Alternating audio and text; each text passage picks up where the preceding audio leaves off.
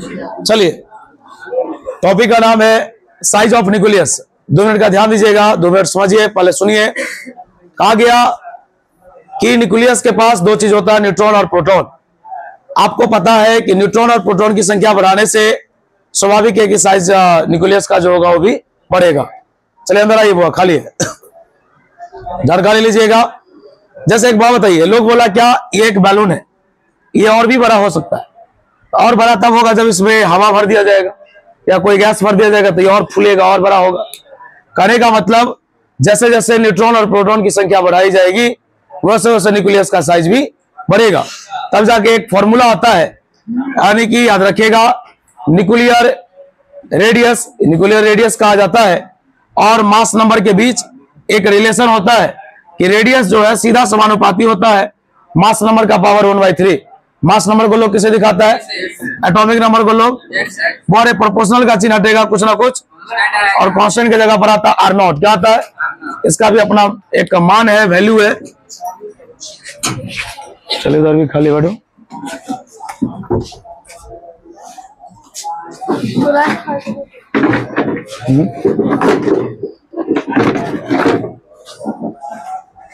चलिए ध्यान दीजिएगा। वो अरे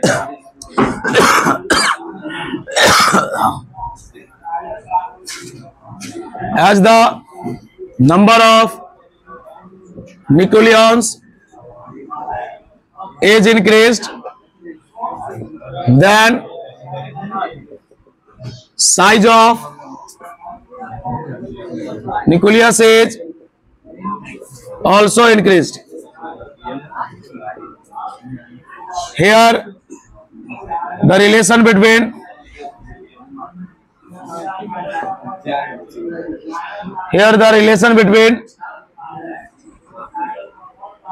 nuclear unit radius and the mass number is R directly proportional होता है मास नंबर का पावर 1/3। प्रोपोर्शनल का चिन्ह देगा कुछ ना कुछ। न्यूक्लियर रेडियस दीजिएगा।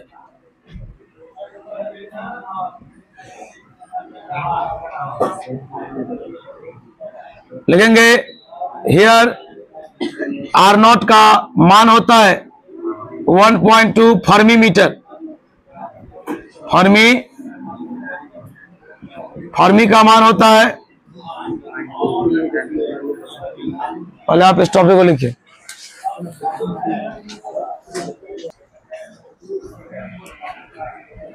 बोरे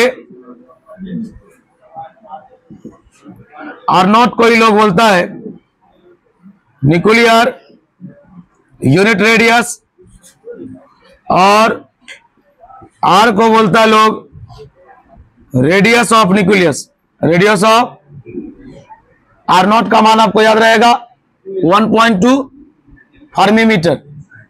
चलिए यहां से एक टॉपिक जो 5 नंबर में एक बार पूछा था और आपको हम एक बार में समझा देंगे। टॉपिक का नाम है आइसोटोप। आइसोटोप, आइसोबार और आइसोटोन। पीछे खाली बैठिए। आइसोटोप, आइसोबार और आइसोटोन।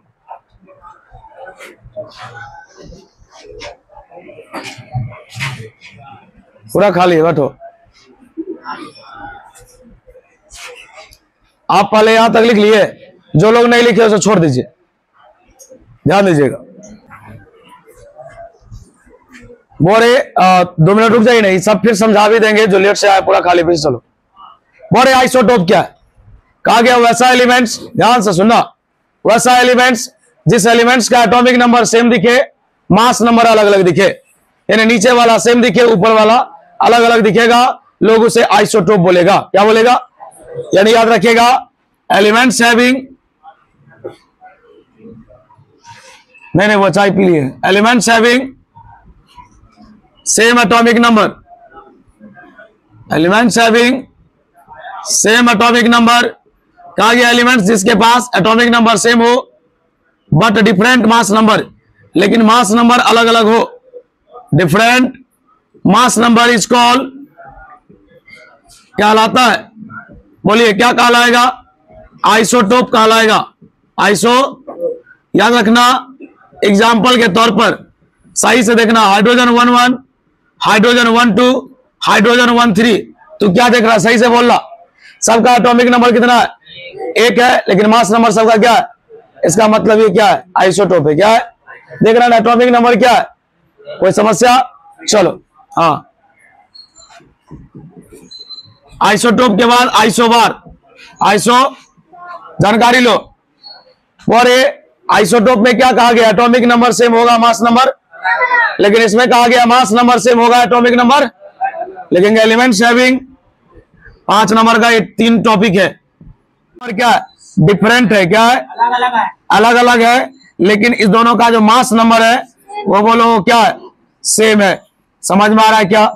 बता, कहा गया जिसका एटॉमिक नंबर अलग अलग हो लेकिन मास नंबर सेम सेम हो तो लोगों से बोलता है आइसोबार। क्या बोलता है? चलिए आगे जानकारी लीजिएगा। एक टॉपिक है अपना जिसका नाम है आइसोटोन। आइसो, देखो याद रखना, उस एलिमेंट्स को आइसोटोन कहा जाएगा। क्या छाप रहा? उस एलिमेंट्स को आइसोटोन कहा जाएगा जिसमें न्यूट्रॉन की संख्या सेम होगी। आप बताइएगा न्यूट्रॉन का फॉर्मूला क्या होता है? A minus. बहुत सुंदर। ऊपर वाला माइनस नीचे वाला। बता, घटा। 3 में से 1 गया, 3 में से 1 गया, 3 में से 2 गया 1। क्या इसमें आ रहा है 2 और उसमें आ रहा है 1? क्या बराबर है?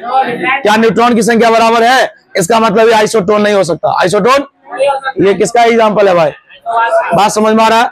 कोई पूछेगा आइसोटोन क्या है, बोलेंगे वैसा एलिमेंट जिसमें न्यूट्रॉन की संख्या सेम हो। लोग उसे क्या बोलता है? लिखेंगे यहां पर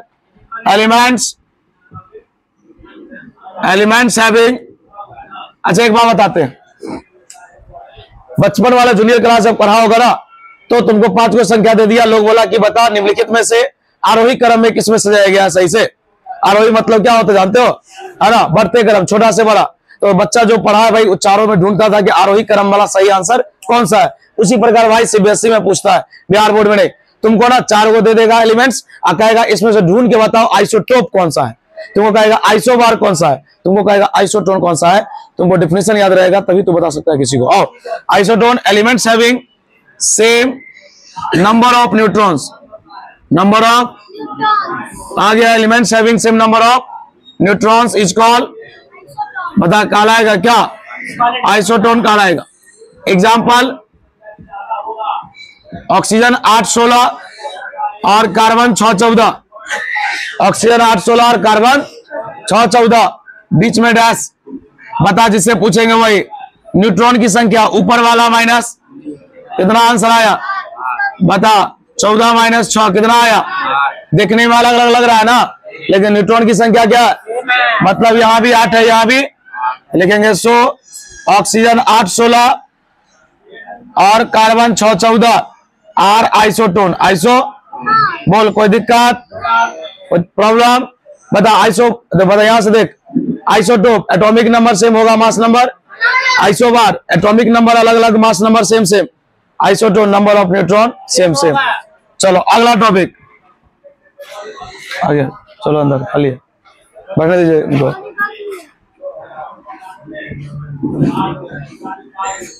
स्टेबिलिटी ऑफ एन एटम। एक परमाणु स्टेबल कैसे होगा ये चेक करना। रुकेगा 1 मिनट। हाँ क्या, चलिए बैठिए, आइए। जो लेट से आया एक बार ध्यान देगा। साइज ऑफ न्यूक्लियस क्या होता है? कहा गया न्यूक्लियस का साइज क्या बढ़ेगा? नहीं जगह है क्या? जगह नहीं है। कहा गया न्यूक्लियस का साइज क्या बढ़ेगा? जब न्यूट्रॉन और प्रोटॉन की संख्या बढ़ेगी।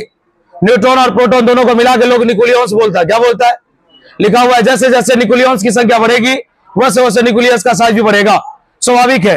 तुम बहुत छोटा था तो तुम समझता था कि वृत्त इतना ही बड़ा होता है, लेकिन जब तू बड़ा हुआ तो बोला भाई इसको हम बड़ा भी ड्रॉ कर सकते हैं। बताइए, और दोनों में फर्क क्या है? इसकी त्रिज्या ज्यादा है, इसकी त्रिज्या क्या है? तो वही लिखा हुआ है कि the relation between nuclear radius and mass number. Mass number और न्यूक्लियर रेडियस में संबंध है कि आर सीधा समानुपाती होता है मास नंबर का पावर 1/3। प्रोपोर्शनल का चिन्ह देगा कुछ ना कुछ।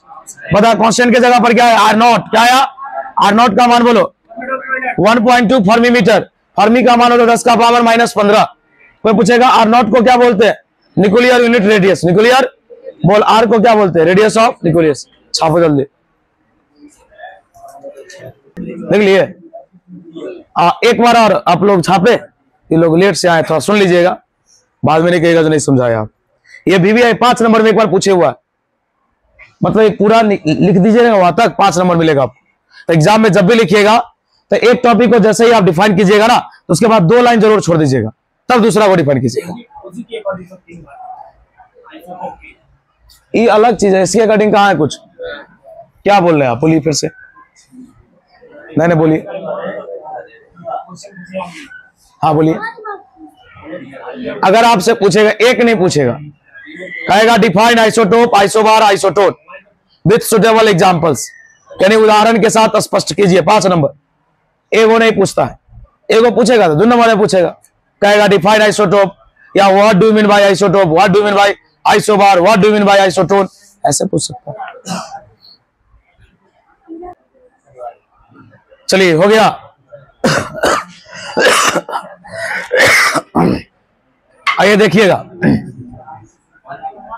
बोलिए न्यूक्लियस में कितने लोग होते हैं? न्यूट्रॉन और, आप बोलिए। एक प्रकार का रबर है, इसका साइज कब बढ़ेगा? जब इसको लोग खींचेगा। मान लीजिए रबर है, इसका साइज कब बढ़ेगा? जब इसको खींच देगा। अगर मान लीजिए इसमें हवा भरना होता, अगला हम लोग हवा बैलून की तरफ फुलाते इसको, तो लोग बोलता है कि जितना हवा भरोगे उतना फूलेगा, अगर ये फूटेगा नहीं, लोग बोल देता। इसका मतलब है कि न्यूट्रॉन और प्रोटॉन की संख्या बढ़ाओगे तो स्वाभाविक इसका साइज बढ़ेगा। वही ये चीज लिखा है, न्यूट्रॉन प्रोटॉन दोनों को मिला के लोग इसे न्यूक्लियस बोलता है। क्या बोलता है? जैसे जैसे न्यूक्लियस, एज मतलब जैसा कि, जैसे कि न्यूक्लियस की संख्या बढ़ाओगे वैसे न्यूक्लियस का साइज भी बढ़ेगा। अब तुम बताओ, न्यूक्लियस इतना छोटा था, अब फैल के इतना बड़ा हो गया, तो स्वाभाविक इसकी त्रिज्या बढ़ गई। इसके नीचे में लिखा हुआ है कि रिलेशन मतलब संबंध, किसके बीच में? न्यूक्लियर रेडियस और मास नंबर के बीच में एक संबंध है कि R सीधा समानुपाती होता है मास नंबर का पावर 1/3। ध्यान दीजिएगा, मास नंबर को लोग A से दिखाता है, एटॉमिक नंबर को लोग Z से दिखाता है, प्रोटॉन की संख्या को P से दिखाता है, न्यूट्रॉन की संख्या को लोग N से दिखाता है, न्यूक्लियर के रेडियस को लोग R से दिखाता है, न्यूक्लियर यूनिट रेडियस को लोग R0 से दिखाता है। इसका मान होता है 1.2 फर्मी मीटर, और एक फर्मी का मान 10 का पावर -15 होता है। बोलो, यहां तक में कोई डाउट है? नहीं डाउट है, चलो आगे।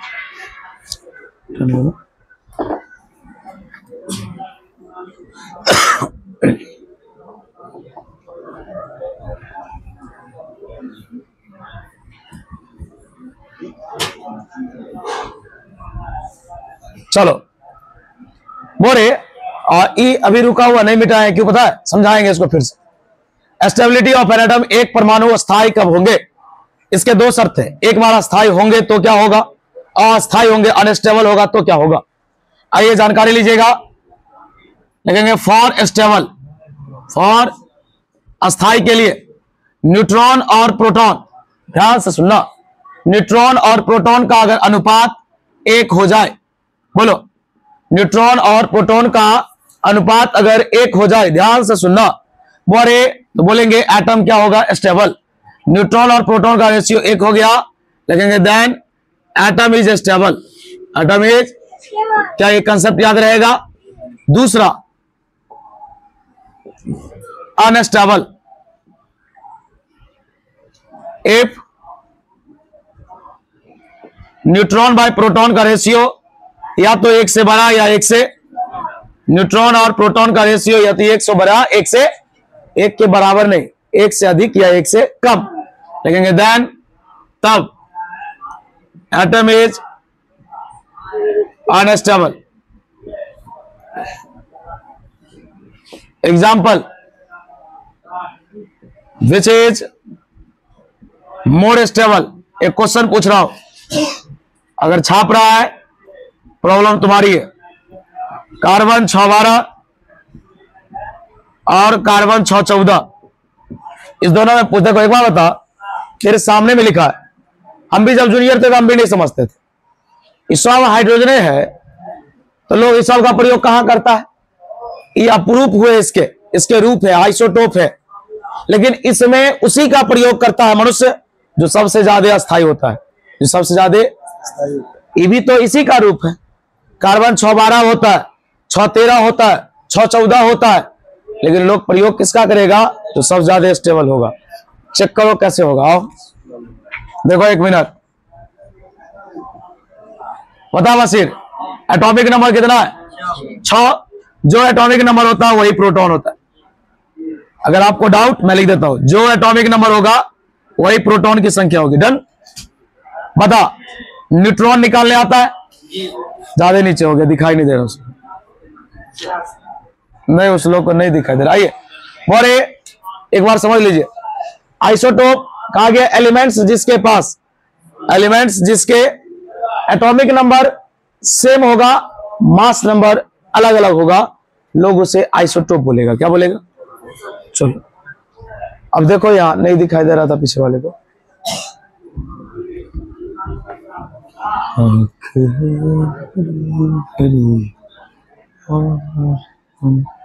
देखो, बोलो एटॉमिक नंबर, प्रोटॉन की संख्या कितनी है? 6। न्यूट्रॉन कैसे निकलता? ऊपर वाला माइनस, 12 में से 6 गया। चलो पहले चेक करो, न्यूट्रॉन बाई प्रोटॉन। बोलो न्यूट्रॉन का मान 6, प्रोटॉन का मान पता कितना आया?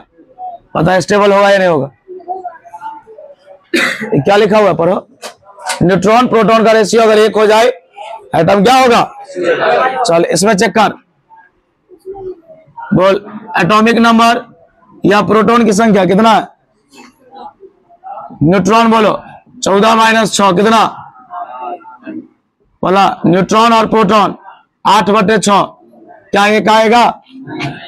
या तो 1 से कम या 1 से घबरा गया। बोलो इस दोनों में कौन स्टेबल है ज्यादा? ये वाला स्टेबल है, ये वाला स्टेबल। लिखेंगे hence carbon 612 is more stable. आप क्या पूछ रहे थे? 2 आएगा तो क्या होगा, ये पूछ रहे थे। बोले 2 बताइए, 2 किससे ज्यादा होता है? 1 से। भाई सब लिखा है, इत्मीनान से सुनिए। ये लिखा है 1 से अधिक या 1 से कम होगा तो अनस्टेबल होगा। जब 1 के बराबर होगा वही बंदा स्टेबल होगा। तो 1 से अधिक क्या होता है? दूनी होता है। क्या पता तो है? इसको छापिए। अब लिखिए, इसके बाद एक क्वेश्चन लिखिए, मास डिफेक्ट 2 मार्क्स का भी है। –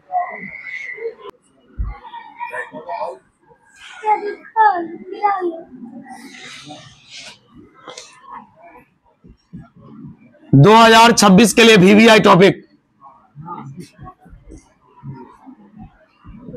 टॉपिक का नाम है मास डिफेक्ट, अर्थात मास में कमी होना। मास में कमी कैसे होगा इसके बारे में जानकारी लेना। हेडिंग दो और लिखना बंद करो, तब समझेगा ये। एक बार लोड पर दीजिए, ठीक हो जाएगा ये। बोले मास डिफेक्ट, कोई पूछेगा मास डिफेक्ट, मास में कमी क्या है? सुनिए, कहा गया जब न्यूक्लियस का निर्माण हुआ, सुनिए, जब न्यूक्लियस का निर्माण हुआ तो यह देखा गया, आप बताइए केमिस्ट्री में आप पढ़े होंगे कि जब कोई चीज का निर्माण होता है तो कुछ रिएक्टेंट होता है और कुछ प्रोडक्ट होता है। हम आपको ना 2 किलो का लोहा दिए, हम बोले इसका आप एक चाकू बना दीजिए। तो जब हम आपको वजन करके 2 किलोग्राम का लोहा दिए, आप जब हमें चाकू बना के दिए ना, तो आप हमें मतलब 1.5 किलो ही दिए पूरा तौल करके। आपने वो आधा किलो लोहा, हो सकता है बोले कि काम करने में टूट गया या डिजाइनिंग करने में छूट गया, जो कुछ भी। तो कहीं ना कहीं आप बताइए, मास आप हमको कम दिए, तो मास में कमी हुआ या नहीं हुआ? कहा गया कि जब न्यूक्लियस का निर्माण किया गया या जब न्यूक्लियस का निर्माण हुआ तो यह देखा गया कि प्रोडक्ट जो बन के आया, जो बाद में बन के आया, उसका मास रिएक्टेंट के मास से कुछ कम पाया गया। हम आपको 1 किलो का कोई सामान दिए, आप हमको कोई चीज बना के दिए, लेकिन वो 800 ग्राम हुआ। कितने 100 ग्राम की कमी हुई? तो क्या मास में कमी हुआ या नहीं हुआ? और कमी मतलब होता है चेंजिंग। क्या होता है? कमी मतलब चेंजिंग। बड़े याद रखना, और चेंजिंग को लोग डेल्टा से दिखाता है। किससे दिखाता है? बता, आप कमी किस में पढ़ रहे हैं? मास में, इसलिए इसका सिंबल है डेल्टा एम। डेल्टा याद रहेगा ये बात। बड़े यहां पर लिखेंगे for the formation of nucleus, nucleus के निर्माण के लिए इट इज सीन दैट, यह देखा जाता है the mass of product nuclei, यानी कि प्रोडक्ट न्यूक्लियाई का जो मास होगा इज लेस देन, कम होगा the mass of reactant nucleus, यानी प्रोडक्ट का मास रिएक्टेंट के मास से कम हो जाएगा, और इसी कमी को लोग बोलता है मास डिफेक्ट। क्या बोलता है? याद रहेगा बात। मास डिफेक्ट आप किसी को समझा सकते हैं? आप बताइए, आप एक टेलर ईटा खरीदते हैं, ईटा उसमें 1500 पीस है, मिस्त्री जब जोड़ने लगता है तो देखते होइएगा डिजाइन बनाने के लिए, गैपिंग को भरने के लिए इसको फोड़ देगा, उसको फोड़ देगा, बनाएगा दीवार आपको अच्छा ही बना के देगा, लेकिन फोड़ देता है ना, तो क्या आपको लगेगा ना कि हम पूरा दिए थे आपको सही सही, आप इसको तोड़ दिए, फोड़ दिए, कुछ कमी हुआ कि नहीं हुआ? वही एक कमी है। आइए लिखेंगे फॉर दी, छापना नहीं है,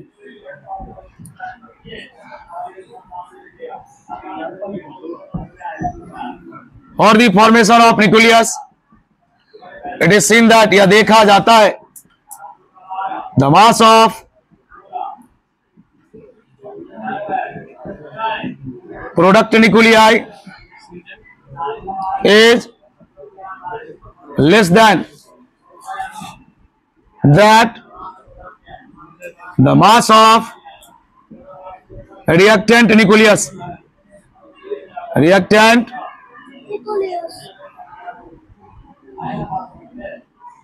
then such defect of mass is called mass defect.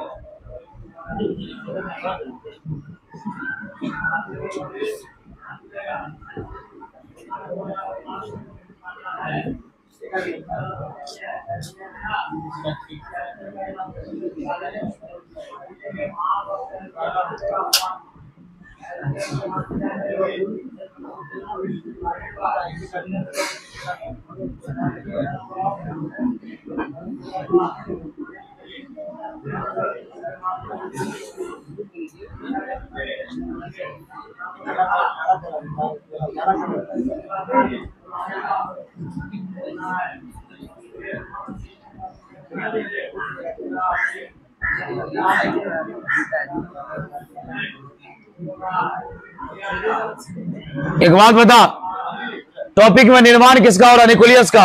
Nucleus के पास कितने लोग होते हैं? न्यूट्रॉन और, इसलिए इसमें चर्चा सिर्फ न्यूट्रॉन और प्रोटॉन का होगा, इलेक्ट्रॉन का कोई चर्चा। एमपी मतलब मास ऑफ प्रोटॉन, ए मतलब मास नंबर, जेड मतलब एटॉमिक नंबर, एमएन मतलब मास ऑफ न्यूट्रॉन।